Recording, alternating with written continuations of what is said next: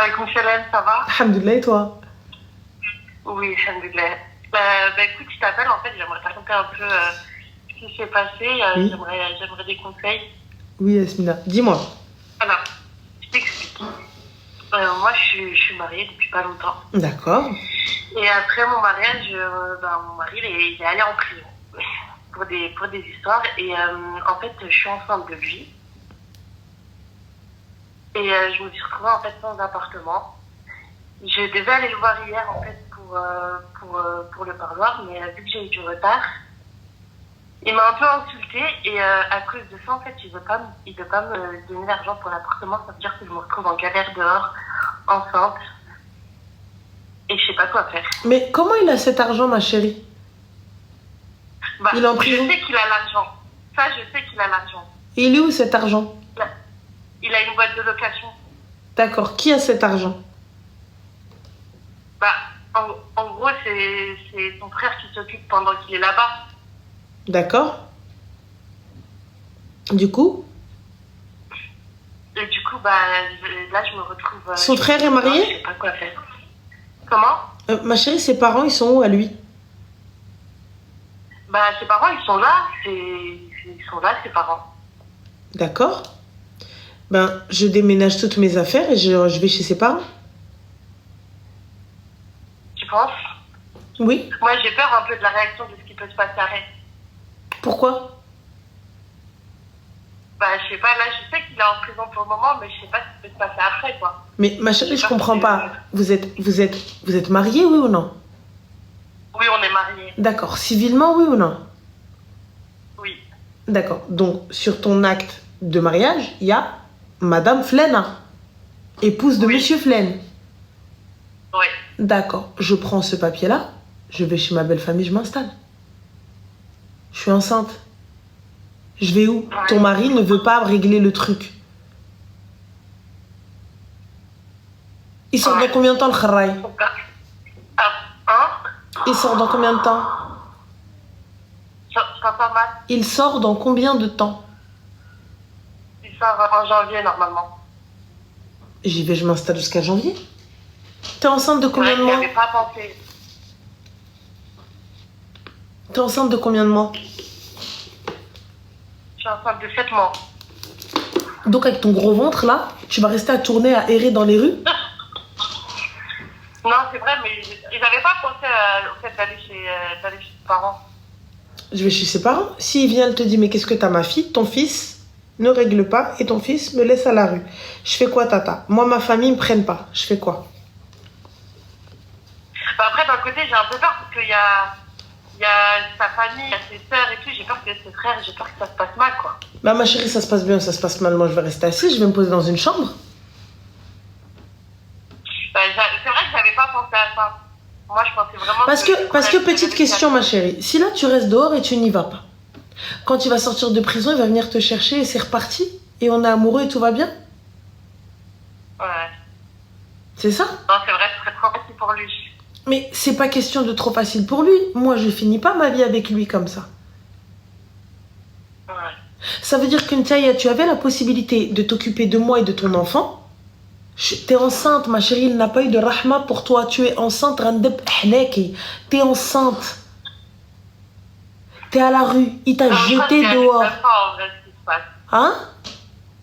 Je crois que je réalise même pas en fait ce qui se passe. Moi, personnellement, je te le dis, hein, mais qu'on li rajil, mais qu'on li hmra. Ah ouais. Je te le dis clairement, smahili. Moi, personnellement, Ouais. me concernant, dans ta situation, Wallah, les aides chef un bout de ma peau. Genre toi là, tu redeviens mon mari normal. On reprend normal. T'es enceinte de 7 Ouais, mais mois, c'est vrai dans que 2 j'avais mois pensé à t'accouches. un moment à Ça veut l'époque. dire que là, tu sais, dans les 7 mois, une fois que ça y est, tu as clos les 7 mois, à tout moment, il peut se passer tout et n'importe quoi et tu accouches. Ouais. On fait quoi? Je pense que, en vrai, je pense que la meilleure solution, c'est ça. C'est de m'installer une garde de moi à l'espace. Et je vais m'installer chez eux. Hein. Toi, tes parents, ils sont où, ma chérie? Moi, là, pour le moment, je suis chez mes parents, ils sont là. Et ton père, Mais je peux t'as pas. ton papa? Comment? Ton papa, il est en vie, en bonne santé? Oui. D'accord, il pense quoi de la situation? Franchement, on parle pas trop. Comment ça, on parle pas trop? Tu viens avec ton bide, là. Tu viens avec un bagage à main. Tu connais, en vrai, on discute pas de ça. Y a pas de souci. Ta mère, t'as discuté avec elle? Ouais.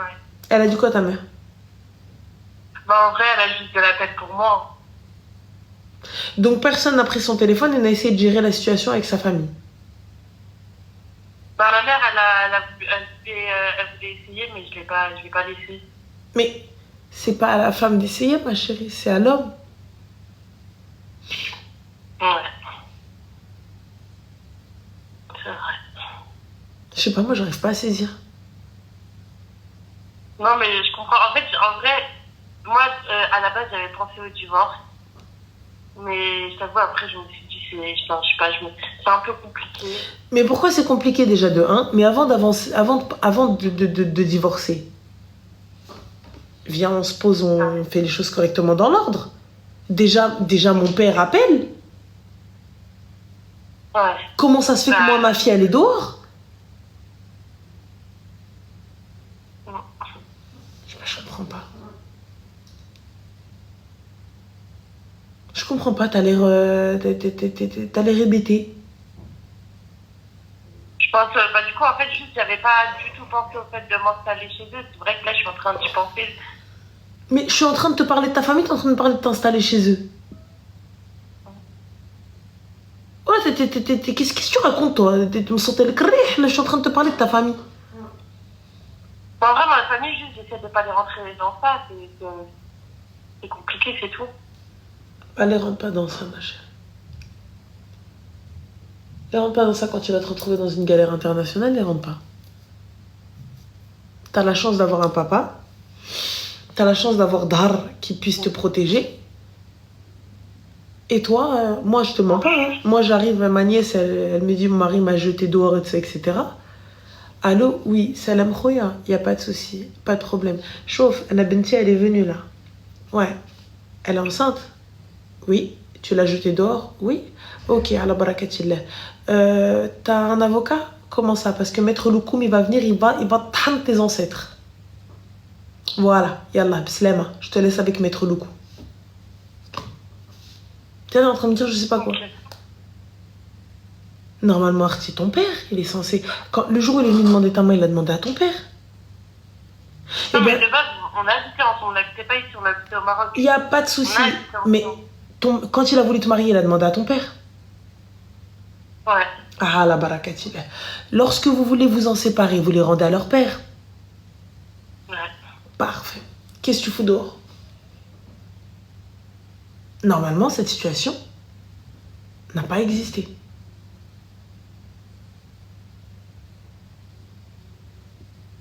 Ouais. Yallah. C'est vrai.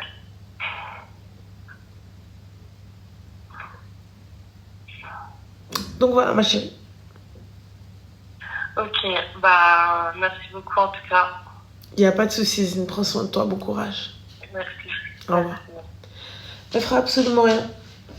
Ni l'un ni l'autre. Elle a accroché à lui comme une sangsue. Elle l'aime. Moi aussi, je suis trop contente. Qu'est-ce qui se passe, ma chérie? Chacun. En fait, je t'explique. La Rana, c'est assez long. Et bon, bref. Alors, en fait, j'ai 22 ans déjà. D'accord. Et ça fait presque 2 ans que je côtoie un mec. Au début, on avait pour projet le mariage. Après, on a eu des difficultés.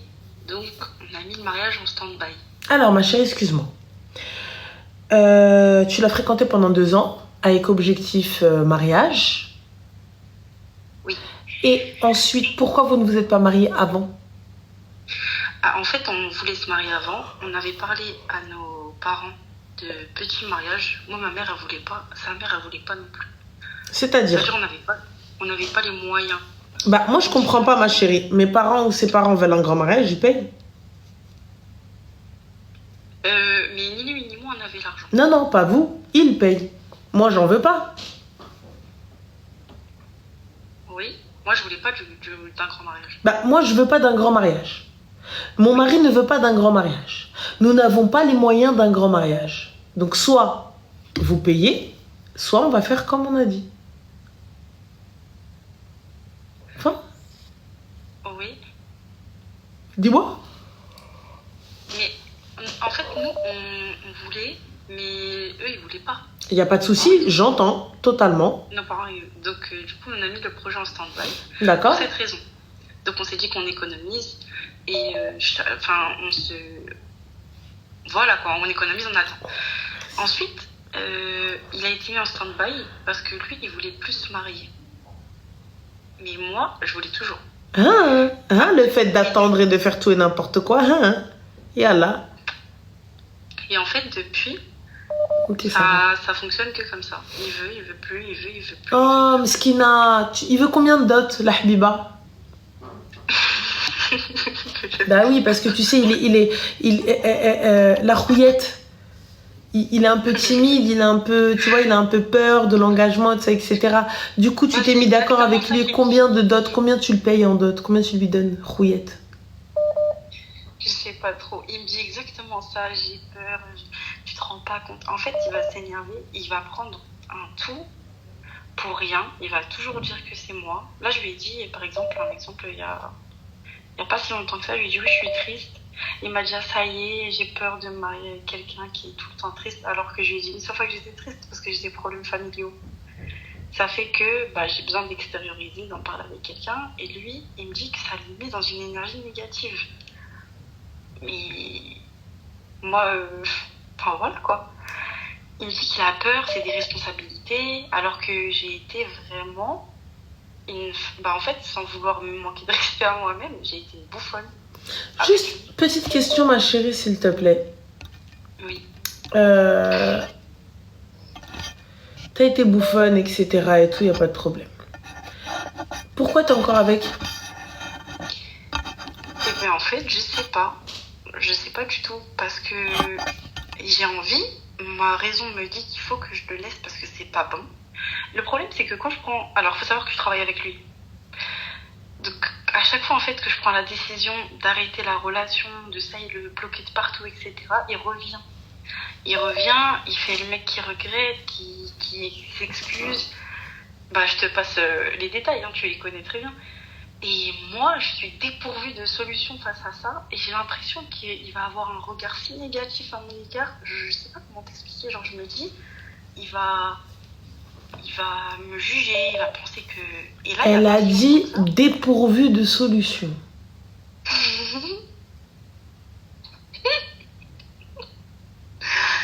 Elle a utilisé un terme dépourvu de solution.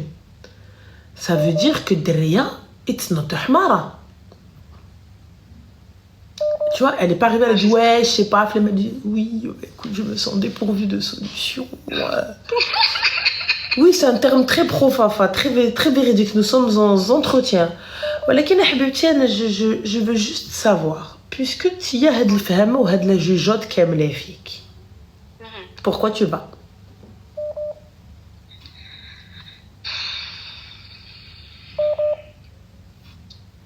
Je sais pas trop. Peut-être qu'il y a un petit côté de moi qui est un peu con. Qui est un peu con? Un peu débile, ouais. Je pense. D'accord, comme j'ai un peu d'espoir à chaque fois, ou bien comme aussi on avait beaucoup de trucs avec lui, parce qu'avant, ça allait relativement bien, donc j'ai que les bons souvenirs, j'ai beaucoup d'espoir. Je me contente beaucoup de ses dires. Tu te contentes de quel dire, ma chérie? T'es la femme de ma vie, t'es la femme qu'il me faut, il n'y a personne qui s'occupera bien de toi comme moi je m'occupe de toi. D'accord, il s'occupe comment de toi, ma chérie? Mal ou le Harvard? Dis-moi, qu'est-ce qu'il fait? Je veux savoir. Il fait rien de spécial en vérité, il m'emmène pas, il me traite normalement. Je sais pas comment t'expliquer, il fait pas le maximum pour moi. Et en plus, à certains moments, il manque de respect. il me ment. Bah non, mais je sais pas, aucun homme ne te traitera comme lui il te traite. Je pense en fait que si je reviens ou que si je refuse pas catégoriquement son retour, c'est parce qu'il me fait beaucoup culpabiliser aussi en fait. Il dit que la relation, si elle marchera pas et si elle marche pas déjà à la base, c'est à cause de moi. Et donc, ma chérie, si c'est à cause de toi, ça t'empêche de dormir? Un petit peu quand même. Moi, je me dis, en fait, j'ai l'impression qu'il met cette responsabilité sur les épaules. Et moi, j'ai du mal avec la culpabilité, j'ai du mal avec la réflexion, et que lui, il s'en sort parfaitement. Alors, en pensant que c'est la vie. on va commencer par des exercices, les filles, ça va lui être bénéfique et vous aussi. Pour éviter toute culpabilité. J'en ai rien à foutre. Fin du cours. Je me dis dans ma tête, rien à foutre, c'est ça? Fin du cours, fin de la formation. Ça vous fera 50 €. Donc, fin de la formation, c'est tout. Excuse-moi, Habibti. Tu es censé m'alléger. Tu es censé être un pilier. Tu es censé être... comment te dire? Tu es censé être le futur père de mes enfants, mon mari, mon bras droit, l'amour de ma vie, la personne avec qui je vais rester le plus longtemps possible, Inch'Allah, si Dieu fait bien les choses. Et toi, tu viens, tu es ma mouche qui est là numéro 1. Et tu viens, tu m'insultes, tu me manques de respect, et ensuite tu me dis, ah, ouais, va cacater là-bas, là. Ça va pas ou quoi? Et là, moi, je m'empêche de dormir parce que je culpabilise. Mouchkila est de ce problème en arabe. Donc, je culpabilise d'une chose qui... Mais madame, j'ai d'autres chats à fouetter, moi. Oh là là. Là, par exemple, désolée, je vais te couper. Et il m'a quitté il y a presque 3 mois. Et comme on travaille ensemble et tout, il est tombé sur mon téléphone. Non, il n'est pas tombé. Il a fouillé mon téléphone. Il est parti sur Insta et il a fait une discussion avec un mec où il n'y avait strictement aucune ambiguïté. Il a pété un boulon. Il a commencé à me faire un cinéma, mais pas possible. Le mec, je ne l'ai pas reconnu. Et ensuite, le lendemain, il vient me dire, oui, en fait, t'es l'amour de la femme de ma vie, je peux pas passer à autre chose, je me rends compte que j'ai peur de te perdre, etc., etc. Et tu vois, c'est plein de trucs comme ça qui me restent dans la tête. Et en fin de compte, je me dis, il aura toujours ce truc sur moi et je sais pas comment m'en sortir. Ça veut dire, ma chérie, quand il va se présenter à toi, je vais le regarder droit dans les yeux. Et je vais faire marche arrière et je vais aller faire demi-route. Et s'il me retient pour quoi que ce soit, index droit, oreille droite, index gauche, oreille gauche, et tu fais wik wik, ibadallah, wik wik, جمعي عليه أمة لا إله إلا الله. وريه فرجي فيه اللي يسوى واللي ما يسواش. Comme ça, plus jamais il repose la main sur toi. Plus jamais il fouille une chose qui ne lui appartient pas. Plus jamais tu viens, tu feras mon mort. Et si le wik-wik ne suffit pas, je m'allonge par terre comme ça et je crie au secours. Comme ça, il faut agiter les mains. D'accord?